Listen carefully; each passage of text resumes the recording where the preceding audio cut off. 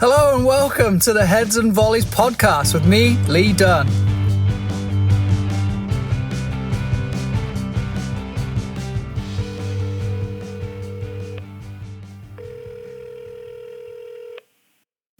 Hey, I have a question for you. Suppose a 1v1 lasts for mere seconds in a game and doesn't always result in beating a player. How do we successfully replicate that in our training environment without players needing to constantly restart or to rotate in?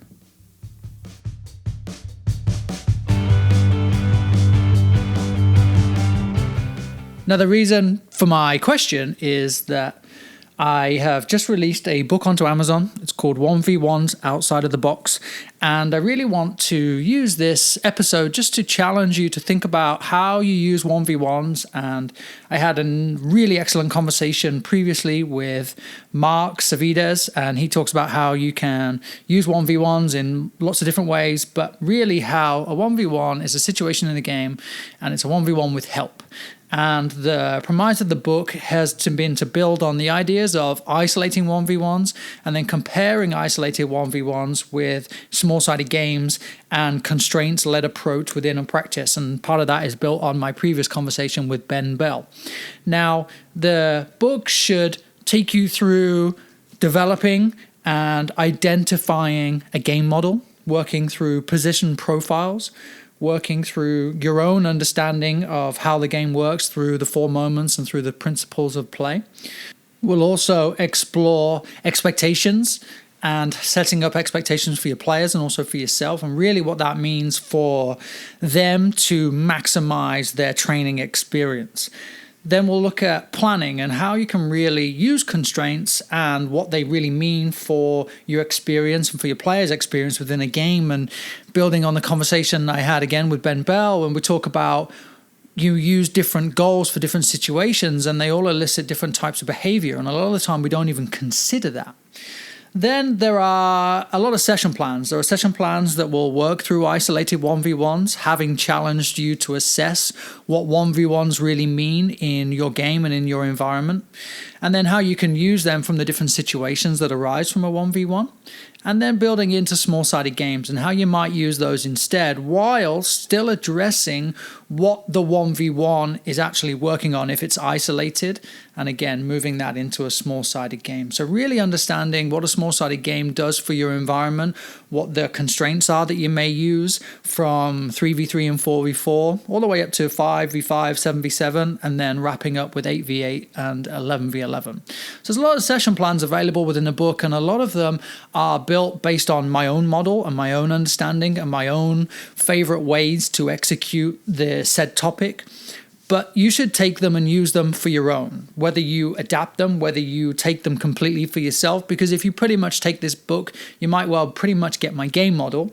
But this is my model, and this is the way I do things, and you may disagree, you may agree in certain aspects, you may have different players or different level of play that you really need to adapt and tailor. And that's the whole challenge of this book, is to encourage you to think about what you're doing, is to think about what your players need, and then take it and run with it, really putting it into practice in a way that's going to challenge your players.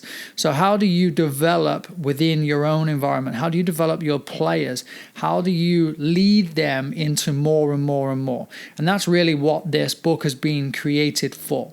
The summary will be all about the objectives of why we train and what we're trying to achieve. There's some periodization thrown in there from the very fundamental level that I, A, understand, and B, can explain. And they say that you're a master of things when you can explain them to somebody else.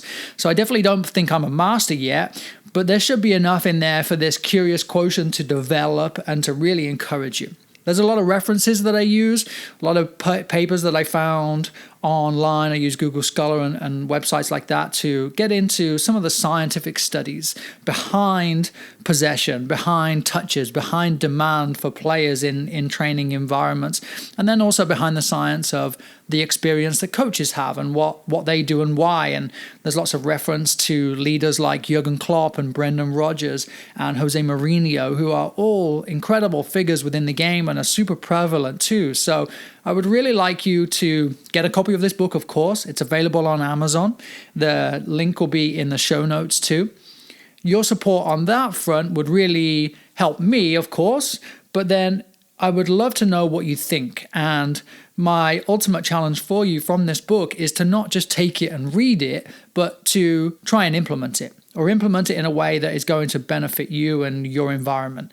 Whether you take, as I said, just a small portion, maybe you like the isolated 1v1s and you like the benefit of what that gives the individual players, well then take that. But tell me and tell everybody else what you think about it, because this is how the coaching community grows. This is how we grow the game for our players. And in times like this, when our players are even more removed and our coaches are even more removed from the field, especially if we live in California where we're still not able to compete, then it's the perfect time to really hone in on what we do as an individual and what we do and why. So take it, run with it. It's 1v1's Outside of the Box. It's available on Amazon now. You can access it also through my website, leadunsoccer.com. I want your feedback. I want to know what you think. I look forward to hearing from you real soon about the materials, about 1v1s, and how it's going to change your environment.